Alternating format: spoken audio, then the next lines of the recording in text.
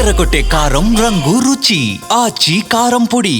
నాకు బాధ ఎందుకు ఉందంటే నేను 30 సెంట్లు 50 రోజులు వేయాలని నాకు తాపత్రయం. ఇంత పెద్ద హిట్ అవుద్దని వాళ్ళు కూడా ఊహించుంటారు. నాకు ఉంది ఫీలింగ్, చిరంజీవి గారు అంత పెద్ద హిట్ కొట్టారు.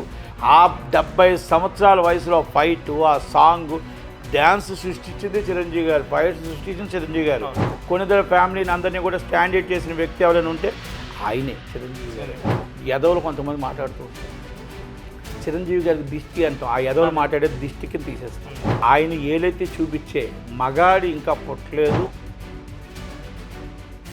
Welcome to Telugu cinema. నేను మీ యాంకర్ శరత్. ఇవాళ మనతో పాటు నటుకుమారి ఉన్నారు. సార్ నమస్తే సార్. చిరంజీవి గారి సినిమా మనశంకర్ వరప్రసాద్ గారు మొత్తం థియేటర్ కూడా ఆల్మోస్ట్ సక్సెస్ఫుల్గా రన్ అయింది అండ్ 375 కోట్ల దాకా కలెక్ట్ చేసినట్టుంది. అండ్ ఇప్పుడు ఓటీటీలో Feb 11th రాబోతుంది కదా. ఏంటంటే థియేటర్ తర్వాత మళ్ళీ ఇప్పుడు ఇంట్లోకి కూడా వచ్చేస్తున్నారు ఓటీటీలోకి చిరంజీవి గారి సినిమా. అంటే బాధాకర విషయం ఇది. ఎందుకంటే ఆయనకి biggest is blockbuster hit. Biggest is blockbuster, one of the distributor and Visakhapatnam. నాకు బాధ ఎందుకు ఉందంటే నేను 30 సెంట్లు 50 రోజులు వేయాలని నాకు తాపత్రయం. ఓకే, 50 days 50 రోజులు ఆడాలంటే 50 రోజులు అంటే స్టిల్ ఇవాళకి కూడా షేర్, ఇవాళకి కూడా కలెక్షన్తో ఆడుతున్న సినిమాకి ప్రొడ్యూసర్స్ పాపం అగ్రిమెంట్ ఎప్పుడో చేశారు. అంటే వాళ్ళకి ఇప్పుడు ఓటీటీకి అగ్రిమెంట్ ముందు చేసుకోవాలి కాబట్టి వాళ్ళు చేశారు. కానీ ఇంత పెద్ద హిట్ అవుద్దని వాళ్ళు కూడా ఊహించుంటారు. ఆ సినిమా 50 రోజులు మనకి కొన్ని సెంటర్లు తగ్గిపోతాయి అనేది. ఎందుకంటే ఎప్పుడైతే ఓటీటీకి వస్తుందో ఆటోమేటిక్గా థియేటర్ నుంచి సినిమా వెళ్ళిపోతుంది. దానివల్ల 50 రోజులు ఆడట్లేదు అన్న ఒక ఫీలింగ్ అవుతుంది. మీకు చెప్తున్నాను, ఆయన మళ్ళీ ఓటీటీలో పడిన తర్వాత కూడా కలెక్షన్స్ వస్తూనే ఉంటాయి. కానీ నిజంగా కానీ ఇంకో 20 రోజులు కానీ ఓటీటీ ఆగి ఉంటే దాదాపు 250 నుంచి 300 సెంటర్లు 50 రోజులు పడేది. 300 సెంటర్లు 50 రోజులు పడేది. ఇది ఆ బాధ అయితే ఉంది. 100% ఆ ఫీలింగు ఫ్యాన్స్కి కాదు, నాకు ఉంది ఫీలింగు. చిరంజీవి గారు అంత పెద్ద హిట్ కొట్టారు. ఆ 70 సంవత్సరాల వయసులో ఫైట్, ఆ సాంగ్, డ్యాన్స్ సృష్టించింది చిరంజీవి గారు, ఫైట్ సృష్టించింది చిరంజీవి గారు. ఈ వయసులో కూడా ఒక అల్లాడిచ్చాడు. ఫ్యామిలీ ఆడియన్స్ కూడా కుర్చీలు మామూలుగా అస్సలు ఆఖరి సీటు కిందన కూడా సీట్లు లేకపోతే మేము కిందనైనా కూర్చొని సినిమా చూస్తూ ఉన్నంత దాని మీద సినిమా చూశారు. ఒక చరిత్ర సృష్టించిన సినిమాని 50 రోజులు పడకపోతుంది అంటే 50 రోజులు తగ్గిపోతుంది అనేది బాధ అనిపిస్తుంది. అంటే ఓటీటీకి రావడం అనేది ఆనందం, థియేటర్లో చూసింది అనేది ఆనందం వేరు. థియేటర్లో 50 రోజులు సీల్డ్ తీసుకోవడం అనేది వేరు. 50 రోజులు సీల్డ్ నేను 300 సెంటర్లు 50 రోజులు సీల్డ్ వస్తుందని నేను అనుకున్నా. కానీ ఈరోజు ఆ పరిస్థితి కనపడట్లేదు. ఉన్నది ఉన్నట్టు మాట్లాడారు. మనం నాకు అబద్ధం అనేసి ఇప్పుడు ఏదో చెప్పడం అనేది నాకు రాదు. ఇవాళ రోజు కూడా డైలీ 2.5 కోట్లు 3 కోట్లు షేర్ ఉన్నదంటే ఏ సినిమా ఉందో చెప్పానండి. ఇది అబద్ధం కలెక్షన్ కాదు. ఏ రోజుకి ఆ రోజు share daily 2 crores and 3 crores share still కనబడుతుంది. అలాంటిది మరి ప్రొడ్యూసర్స్ మరి వాళ్ళు ముందు చేసుకున్న అగ్రిమెంట్కి వాళ్ళ మీద కూడా కోపం లేదు. వాళ్ళు అగ్రిమెంట్ చేసుకున్న అగ్రిమెంట్లో ఇంత పెద్ద హిట్ అవుతుంది అనుకొని ఉండరు. చాలా బిగ్గెస్ట్ హిట్ కొట్టడం, ఆ సినిమా 50 రోజులు బోర్డు మన 300 సెంటర్లు పడకపోతుంది అని ఒక బాధ అయితే ఉంది. ఎందుకంటే ఓటీటీ పడిన తర్వాత rules and regulations and exhibitors ఎట్టి పరిస్థితుల్లో మల్టీప్లెక్స్లో ఉంచకూడదు. అంటే ఎప్పుడైతే మీకు ఓటీటీకి వస్తుందో మల్టీప్లెక్స్లు ఉంచరు, corporate company rules. Single screens ఉంటాయి. ఆ మల్టీప్లెక్స్లు కూడా ఇవాళ దాకా షేర్లండి, కంటిన్యూ షేర్. అది అంటే షేర్ మీద సినిమా తీస్తున్నాం అన్న ఒక ఫీలింగ్ ఉంది. షేర్ పోతుంది. అన్ని రికార్డ్స్ బదులు కొట్టేసింది. అన్ని రికార్డ్స్ బదులు కొట్టుకుంది. ఆయన రికార్డ్స్ ఆయనే బదులు కొట్టుకుంటారు. ఇప్పుడు ఏ రోజు కూడా చిరంజీవి గారి రికార్డ్స్ ఇంకోళ్ళు బదులు కొట్టలేరు, ఆయనే. అందుకే చరిత్ర కొనిదల ఫ్యామిలీలో చిరంజీవి గారు మెట్టు వేసి ఒక ముళ్ళు కంపల్లో నడుచుకుంటూ రక్తం కారుతూ ఉంటే దాన్ని అన్నదమ్ములకి, పిల్లలకి, అన్నయ్య గారి పిల్లలు, అందరు తమ్ముడు పిల్లలకి అందరికీ పంచి తారు రోడ్డు వేసాడు. ఆయన రక్తం కారుతూ ముళ్ళల్లో నడుచుకుంటూ వెళ్ళి కష్టపడి ఆ కష్టాన్ని మంచి రోడ్డు వేసిన వ్యక్తి ఎవరైనా ఉంటే, కొనిదల ఫ్యామిలీని అందరినీ కూడా స్టాండర్డ్ చేసిన వ్యక్తి ఎవరైనా ఉంటే ఆయనే చిరంజీవి గారు. అందుకనే చాలామంది ఆయన సినిమా హిట్ కావాలి, ఆయన సినిమా హిట్ అయితే 10 మంది బాగుంటారు, 10 కుటుంబాలు మొత్తం టోటల్గా ఆయన 10 మందికి అన్నం పెడతాడు, 10 మందికి సహాయం చేస్తాడు. ఈ డబ్బు ఆయన ఇంట్లో ఉంచుకోడు, 10 మందికి చేస్తాడు అనేది. అందుకే ఆయన బాగుండాలి, వాళ్ళ కుటుంబం బాగుండాలి అని కోరుకుంటారు. ఆయనకి ఇప్పుడు ఇంటికి వారసుడు వచ్చాడు, పిల్లలు వచ్చారంటే ఎంతోమంది ఎంతో అన్నదానాలు చేశారు, బట్టలు పంచారు, స్వీట్లు పంచారు, ఎన్నెన్నో పంచారు. అంటే ఆయన కుటుంబం అంటే అభిమానుల ఇంట్లో కుటుంబం కిందే లెక్క. కనుక ఆయన ఎప్పుడు ఆయన బాగుండాలంటే ఆయన ఏమంటాడంటే 10 మందిలో నేను ఉండాలి, అందరూ బాగుండాలి, 10 మందిలో నేను ఉండాలి అని కోరుకుంటాడు. ఎప్పుడూ నేను ఒక్కడి వాడిని కాదు, నేను అందరి వాడినే కోరుకుంటాను. చాలామంది చెప్తారు, నేను ఎవరితో చూసినా ఒక ఎవడో చిరంజీవి ఇలా చేశాడు, చిరంజీవి నాకు కనబడలేదు, నాకు అది కనబడలేదు, ఏదేదో ఇప్పుడు ఎదవలు కొంతమంది మాట్లాడుతూ ఉంటారు. చిరంజీవి గారికి దిష్టి అంటాం, ఆ ఎదవలు మాట్లాడే దిష్టి కింద తీసేస్తాం. దిష్టి అంటే పేర్లు కూడా చెప్పకూడదు, దిష్టి తీసి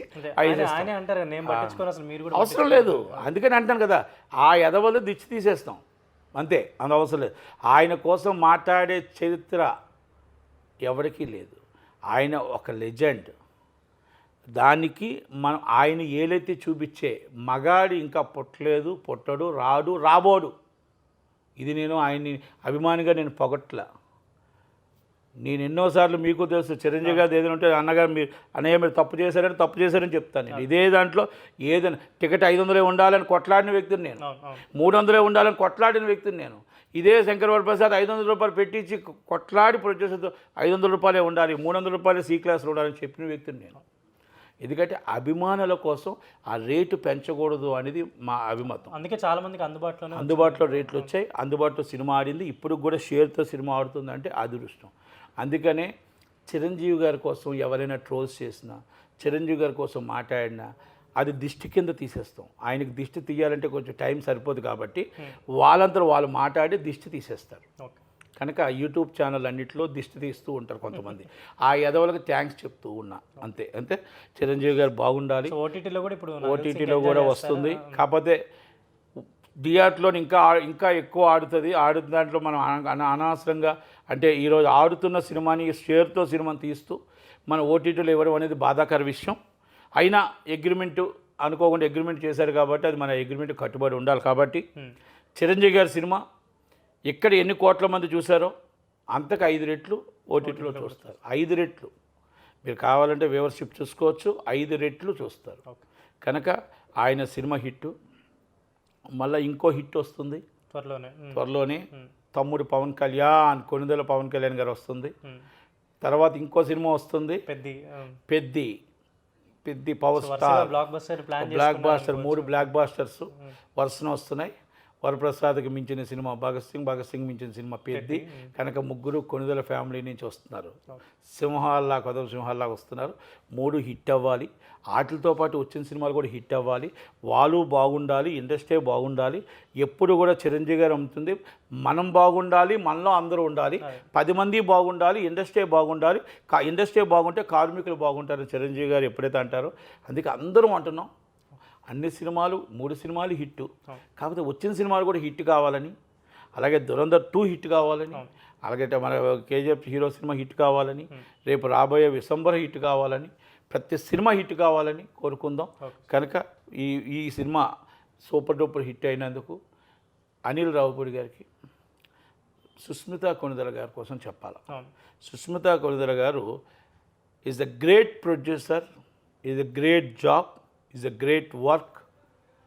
అంటే ఒక ప్రొడ్యూసర్గా ఆమె ఒక సినిమాని ఎలాగ తీయాలి, ఒక తండ్రితో ఏ విధంగా బడ్జెట్లో సినిమా తీయాలి, ఏ విధంగా లాభాలు పొందటానికి తీయాలి, మనం నష్టం పడటానికి రాలేదు ఇండస్ట్రీకి.